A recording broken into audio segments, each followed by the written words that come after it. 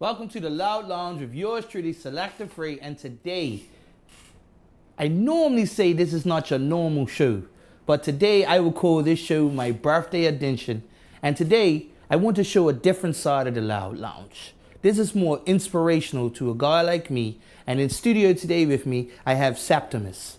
Welcome to the Loud Lounge, Septimus. Yeah, I respect myself. Yeah, man. Yeah, so no long talking, let's get straight into this. Yeah. So Septimus, those that don't know, you are a Jamaican, let's say Bermudian recording artist. Yeah, man. Well, Some people call it Jamudian. Jamudian, yes. And we can also say, Yeah. for those that don't know, he's a culinary connoisseur Yeah. in Jamaican cuisine. Yeah, man. We'll get a little bit more into that, but let's get straight into it. Yeah, man. Where did the name Septimus come from? Well, Septimus is a Latin name. Seven stand for Septimus. Okay. And it's got perfect number, a number of completion. Okay. So my dad, I got that name from my dad. Actually, it's my real name. A lot of people don't know it's my real name. Okay. Yeah, so it's my surname.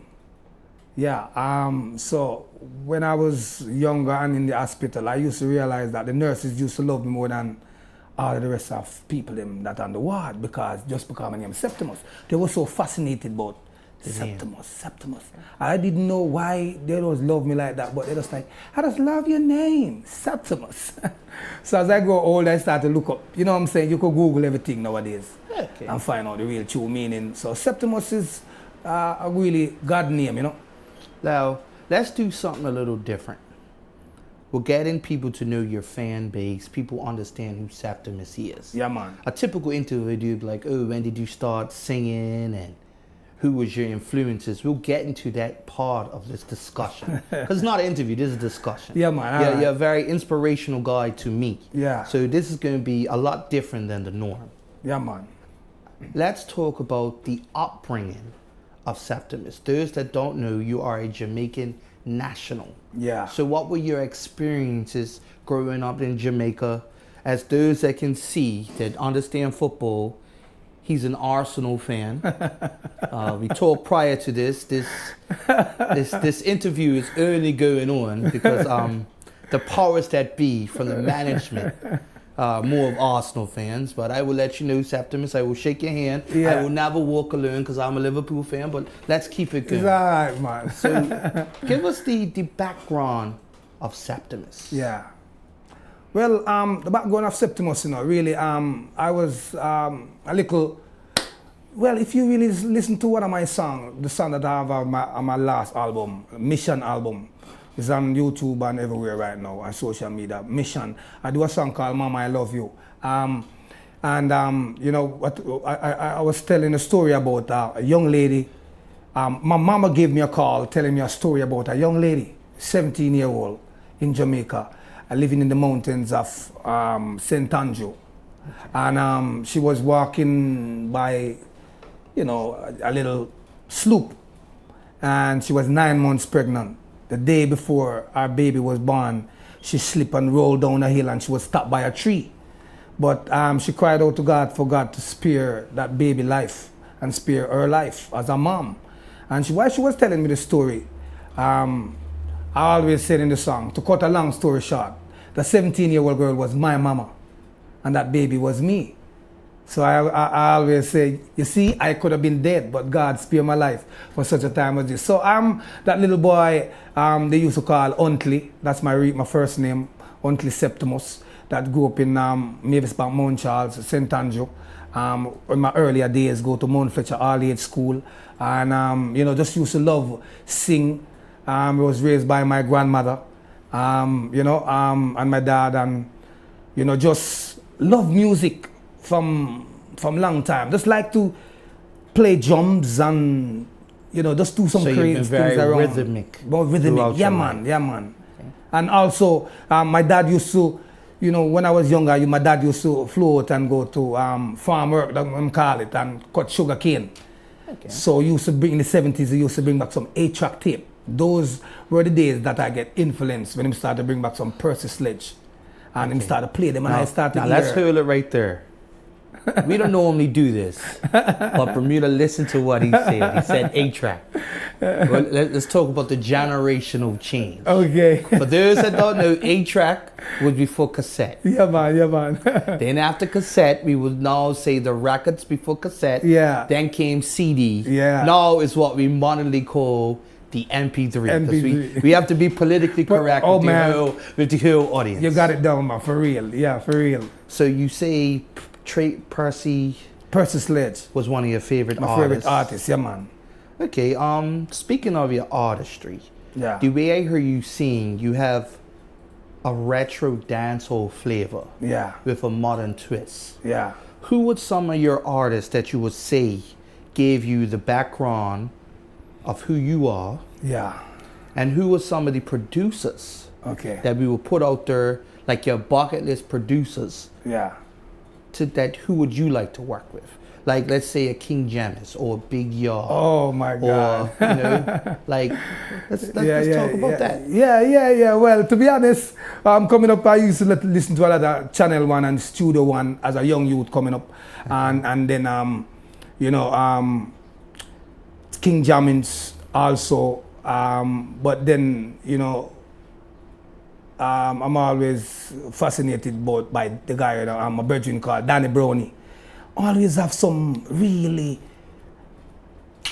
dynamic rhythms that you could just bust a big lyrics span and just boom the place down. You know what I mean? Always his music always seems to accompany your voice.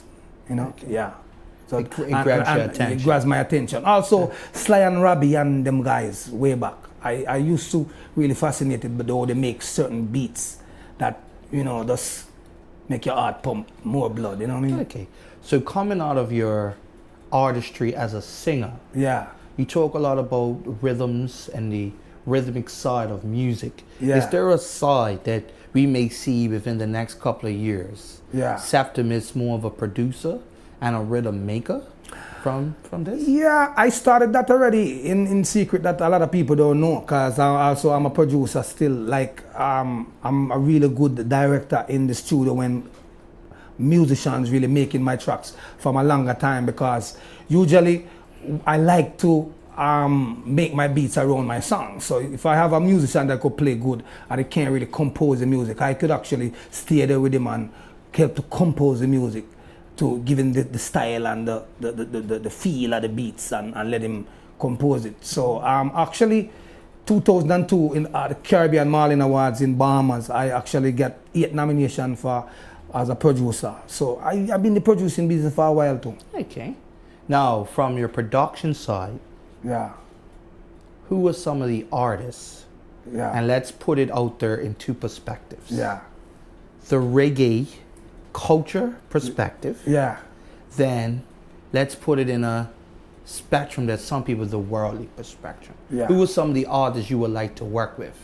And what are the types of tracks that you would like to create with these artists? Oh my God! Oh, yeah. Hey man, I don't like to be biased, man. But to be honest, like I'm one of these guys who, like, as a God youth, what you call it, and everybody know me as a Christian.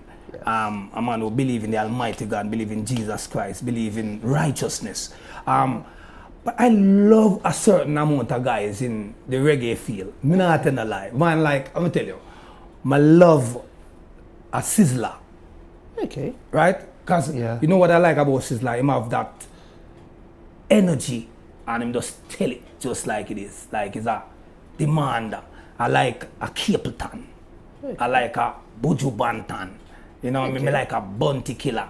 I like Beanie Man. I like those are a couple of DJs, but I still love a lot of the younger DJs too, Okay. You know what I mean? Like a Vibes Cartel and a couple of them other guys. I love them persona. I love some things about them, the good side. Okay. And but when it comes to like singers, no, I would say my favorite artist out there is Papa Berris. I just love a Berris. I love a Luciano. A lot of guys out there. I don't even, Let's give you this perspective, right?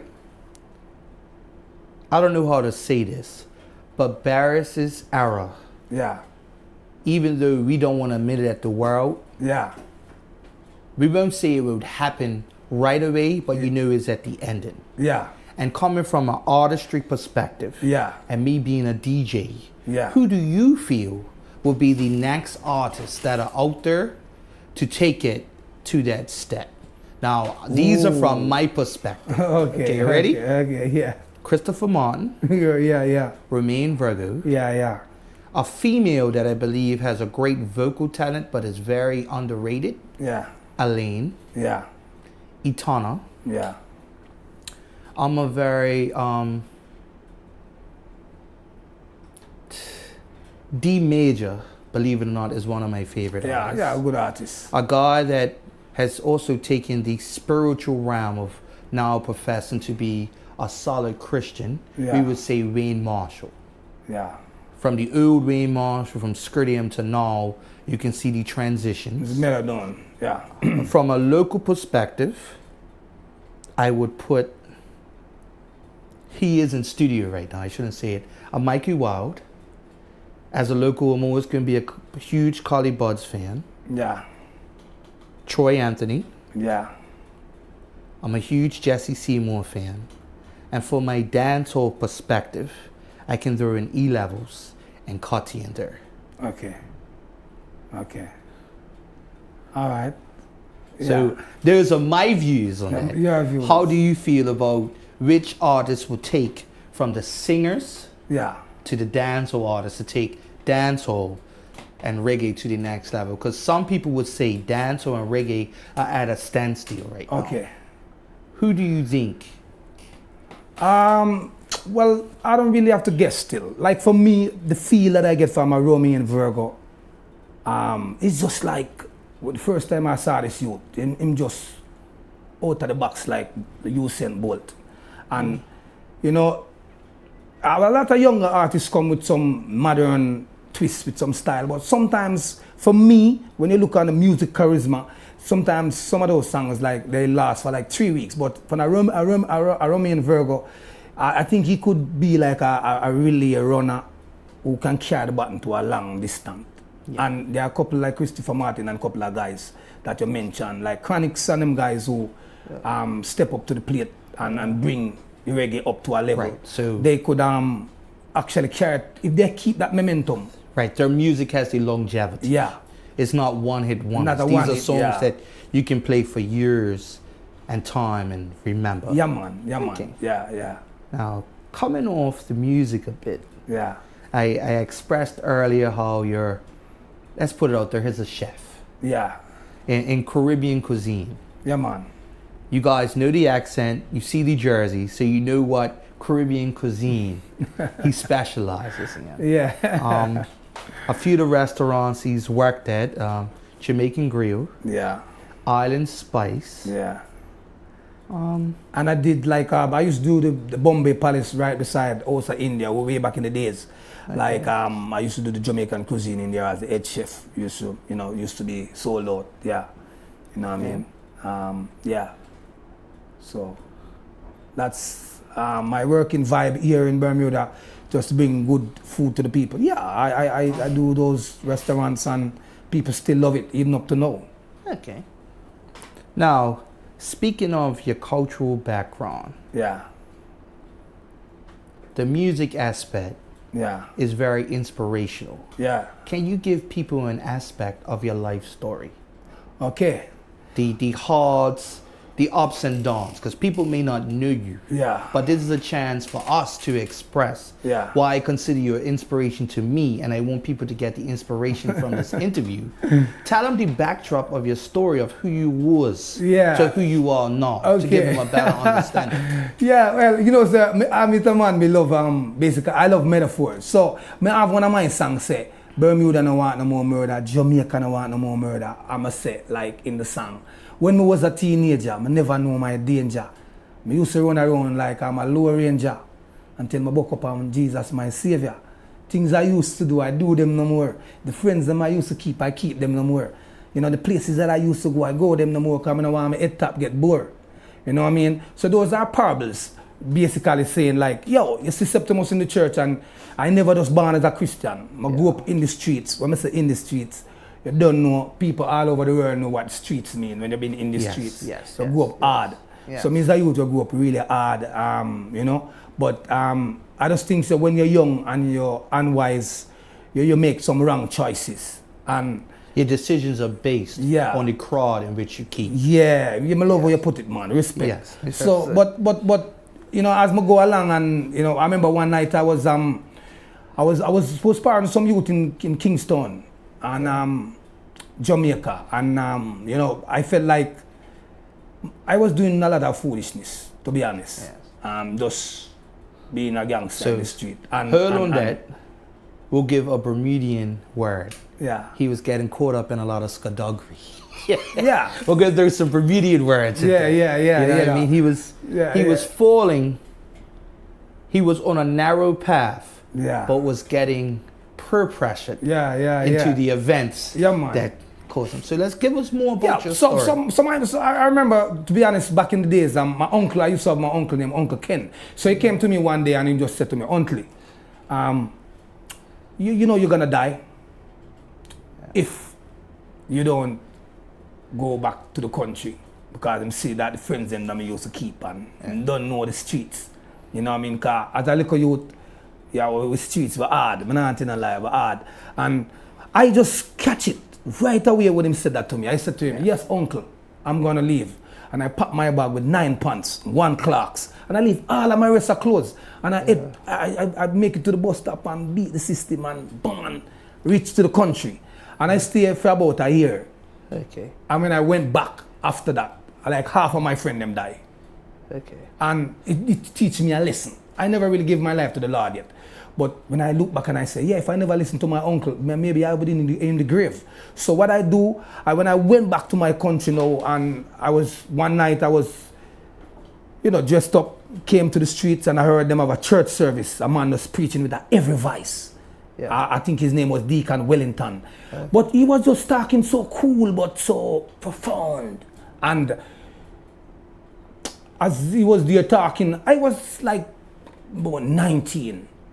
You know, I just came and I take out my whistle and I build up a spliff right in front of the preacher. And the preacher preaching, and I hear a voice speak to me like, young man, you're too bareface. That's Jamaican language. Like God talk to me. Trust me, no lie. I look to the right, look to the left, and I don't see no one. So I go like that. I hold this spliff and I say, what? Nobody hear this but me. This is like God talking to me. So I got up and I went around the corner of the shop while he was still preaching. And then I said to my brethren them, hey, let's keep burning some weed, man, cause tonight is the last night I'm smoking any more weed, you know. Them say, you? I say, what you mean by me? I say, yeah, I'm listening to the preacher. I just felt like God calling me right now. I'm giving my life to the Lord. So the preacher went on to say, be not deceived, for God is not mocked. For whatsoever a man soweth, that shall he also reap. It was just metaphor, parables, and I understand exactly what God was saying to me, because I know what I was doing. So right away I started to do the maths, and I said, yeah, I know if I go back there and start to do certain things again, I know like I'm gonna die and I'm gonna maybe go to hell. So what we can say from what you said, that was your reset. Yeah, that was my... Made you understand the path that I take will go to a view or ending in my life that I really don't want. Yeah. So I can shake your hand. Yeah. You reset. Yeah, and this is what we know here. Boy, you're so wise, man. Respect. For real. Yeah, no joke, it was a reset for me. But at the same time, let me tell you this. While I was doing all of those things, you know, I was very musically inclined. I was the same youth that them used to carry down Winward Road, a place them call them Shanty Junction, when them used to have the big dance with Volcano, and when Yellow Man them was coming out, and all of them guys that Super Cat and back in the 80s. So I was the youth where the Rockfort man them used to carry down as them DJ, Little D. Me used to name Little D them time, and when me touched the mic, the whole place boom down. So I was very talented, but it was like I was swinging between two roads, music and the streets. The lifestyle. The lifestyle. So I was like, you know, them both can't work. So I just make up my mind. And the preacher called the altar call the night. And I didn't go to the altar call. I just stay, I smoke a lot of weed, me and my virgin. I said, tonight is the last night I'm smoking no more weed. So they thought like I was, I'm not gonna be able to do it. They said, I give you 1 day, man. I said, yeah. They said, oh, you love girls, man. The way you love girls and you love DJ and you love rare tete. I said, okay. But put me to the test. So I just went home and I bowed down at my bedside and I prayed and I said, Lord Jesus, please forgive me for all the sin that I've done. Nobody know what I do. And I know most people that listen to me on the podcast right now and on the TV or the streaming or whatever, none of us born righteous. No matter how you see the preacher, just have him collar and him guns and all them things there. Yeah. Every one of us have a testimony. But sometimes some people, Paul said, I'm going to tell you what Paul said in the scriptures. He said, some things that we do in secret, it's a shame to even talk about them. That's why sometimes you don't really like spell out certain things. Because you don't really want, make it seem like you're boasting. Yes. You know what I mean? Because for example, when I'm in the streets and a guy said to me like, I want to bad me up or something like that. I say, yo, ease yourself, man. And you know what I mean? I'm just trying to show him like, listen, there's nothing that you're doing or trying or talking, I don't know. I grew up in that, I know that. From a baby, but life is about choices. The decision that I make decide my future. That's why I'm still alive. Right. And by you saying that, it's an understanding of maturity. Yeah. And knowing where you were to where you are now. Yeah, man. So understanding that. Yeah. And a saying that I will give to you that was very inspirational in my life is that my mom used to always say, tough times never last, but tough people do. You're right, boy.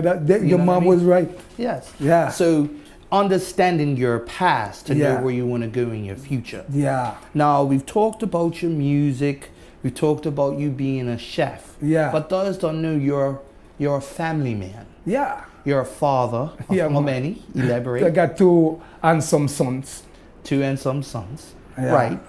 I don't normally do this, but we might have some female viewers. Yeah. What is the status of Septimus? Well, right now, Septimus is sealed and signed and gone. You know, because right now I'm married for 31 years. So you heard that. He's a married man. Yeah. So at the shows, respect the ring that you see on his hand. Yeah. Respect the ring and respect the vows of marriage. Yeah, man. I'm married from I was a baby. Okay. Now, being a family man, a chef, and an artist, what I want to talk to you is about the moral base of your structure. From this interview and how you talk, you're a very moral based and structured Christian man. Yeah. How do you make the time for everything? For everything. I think for me, I make the time is all about, I mentor a lot of people right now because I'm doing this spiritual motivational speaking to a lot of young people right now especially. So I always say to my people, you have to hungry. When a man hungry, you'll figure a way out to find food. Yeah. If you ever hungry, I don't know about Bermuda right now, because Bermuda with it right now.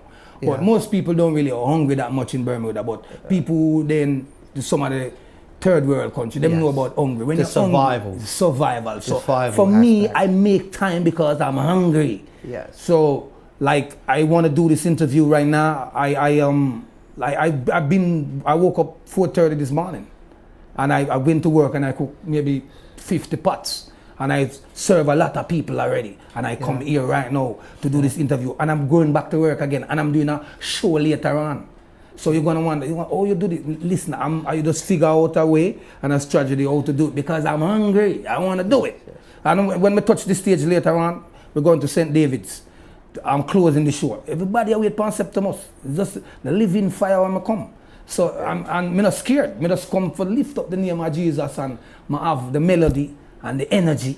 Okay. You know what I mean? Because I'm proud to be alive. Yes. I'm passionate. So that when you wanna to do it, just have commitment. That's all I show the commitment. Yeah, man. Don't do it in another aspect. Yeah. Producer, editors, don't do it half-assed. Don't use it. Yeah, man. Because I'm one of those guys. I don't believe in half-assed. Mediocre. Right. If you do it for me right. Yeah. Do it right, because I would do it for you right. That's what I'm talking about. Now, You have your sons. Yeah. You're a married man. Yeah. What is an aspect of Septimus that you want the people to know, but they really don't know about you? Any hobbies? Stuff like that? Well, the thing about me, but some people don't know about me who don't know. I'm a very funny guy. I like jokes. I like life. Okay. I like love. I just like to laugh and smile, and I'm kind. I like to cook up food and play music and maybe play some games. I love football. Are you good at dominoes? Yeah, I like dominoes. I play football. Okay, well, right there. Boxing. Bermuda, we're gonna sort this out right now. Before this summer's out, I'm playing dominoes. But let me show you, I'm gonna bring an all-star cast. Okay? I'm representing Bermuda. Okay. I'm calling out my boy Wild Apache. Okay. The fella Jamaican. Okay. Now I've got some Guyanese partners. I'm gonna call out my boy Devon.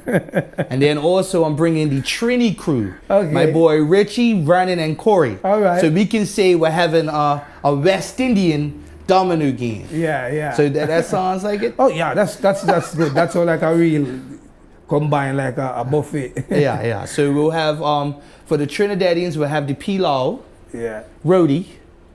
For the Jamaicans we'll have the jerk chicken, brown stew chicken. To be honest, I'm more of a fried dumpling man. I don't really do the boiled dumpling. Okay. Well, you can get some fried dumpling on some festival. Yeah. And some soup. Some soup. Yeah. But this has been a very inspirational thing to me because as a DJ myself and as a young man in Bermuda, your songs, the metaphors and the lyrics you say in your songs, it's a lot deeper than just a shout. Yeah.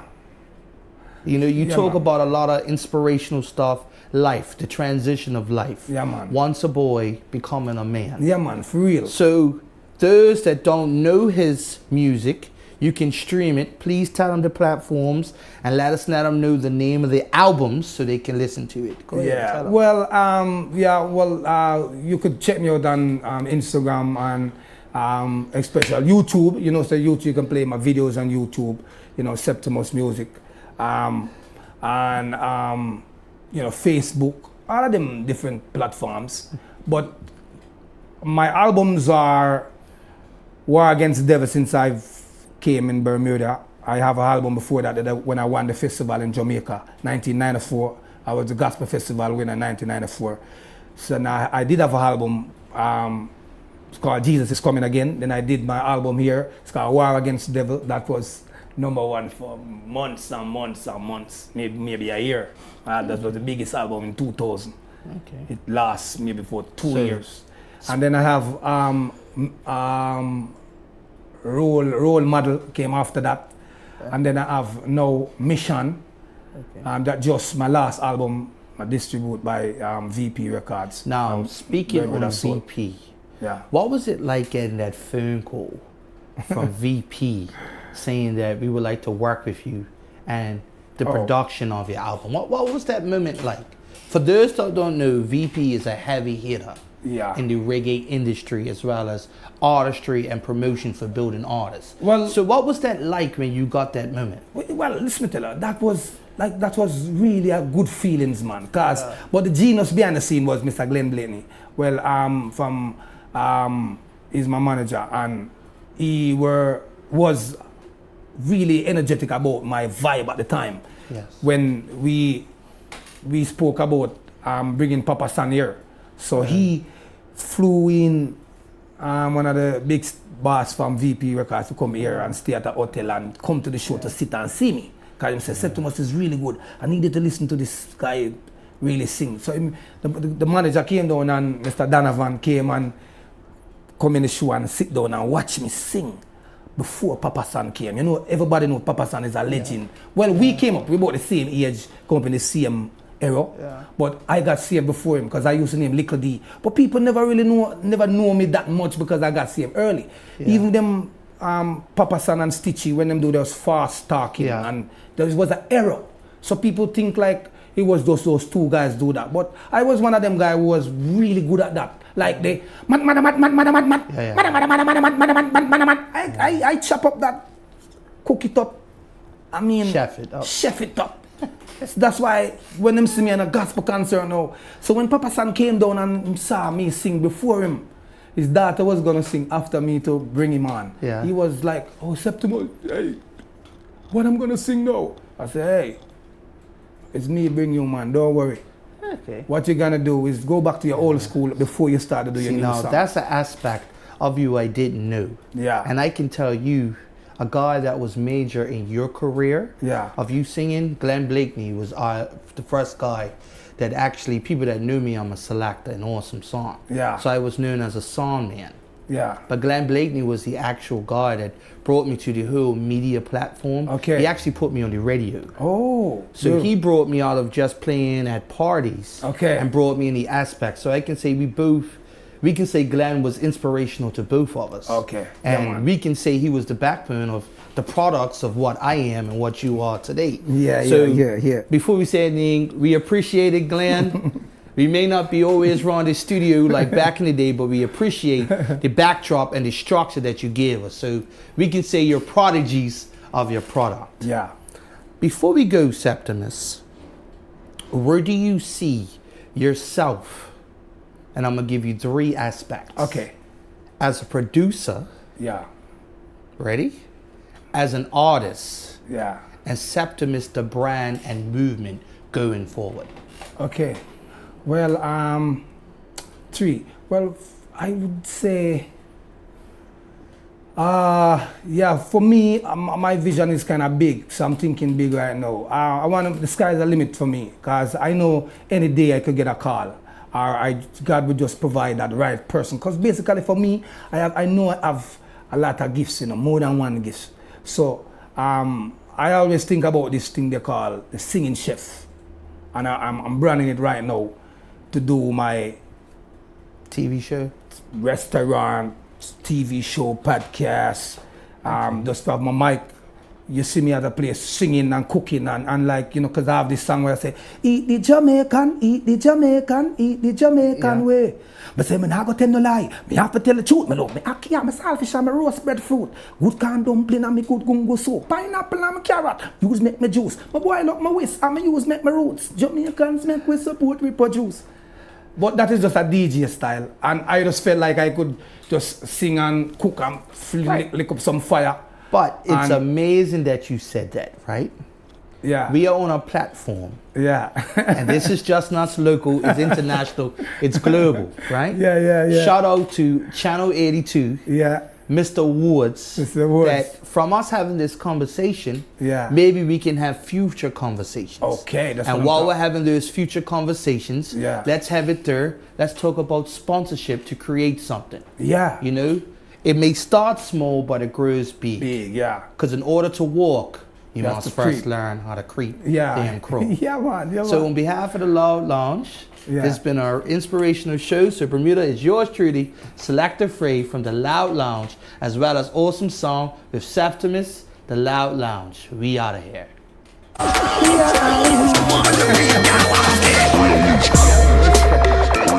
Oh, party right. Because sometimes